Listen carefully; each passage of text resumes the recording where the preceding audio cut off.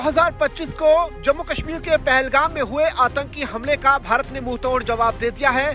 देर रात भारत की तरफ से ऑपरेशन सिंदूर लॉन्च किया गया, जिसके तहत पाकिस्तान और पाकिस्तान ऑक्युपाइड कश्मीर में आतंकियों के 9 ठिकानों पर सटीक मार करते हुए सेना ने करीब 100 से ज्यादा आतंकियों को मौत के घाट उतार दिया।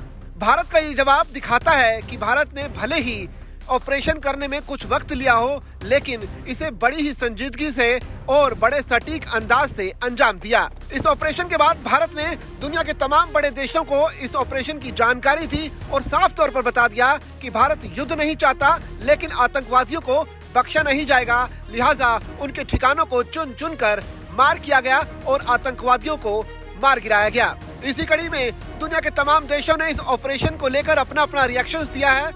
अमेरिका की तरफ से रिएक्शन आप देख ही चुके हैं। डोनाल्ड ट्रंप ने इस हमले पर कहा है कि भारत ने आतंकियों को करारा जवाब दिया है, लेकिन युद्ध नहीं होना चाहिए।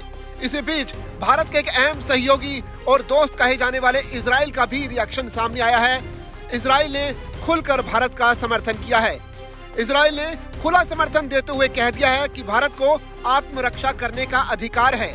इजराइल के राजदूत रुवेन अजार ने ट्विटर पोस्ट में कहा कि भारत को अपनी आत्मरक्षा का पूरा अधिकार है और आतंकवादियों को ये समझना चाहिए कि उनके जघन्य अपराधों से बचने की कोई जगह नहीं है।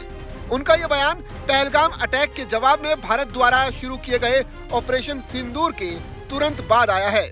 इसके अलावा भारत का एक अहम रणनीतिक साझेदार रूस का भी रिएक्शन सामने आया है।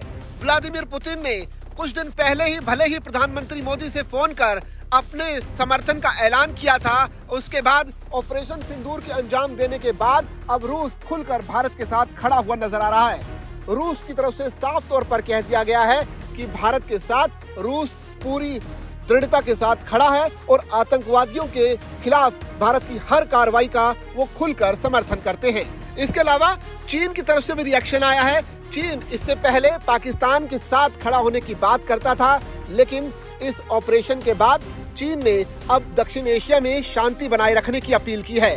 चीन ने इस बात को तो माना है कि भारत की तरफ से ऑपरेशन सिंदूर को अंजाम दिया गया और आतंकियों के 9 ठिकानों को खत्म किया गया, तबाह किया गया, लेकिन उन्होंने ये भी कहा है कि भारत को संयम बरतना चाहिए और शांति की तरफ आगे बढ़ना चाहिए। पाकिस्तान को भी शांत रहने की अपील की गई है।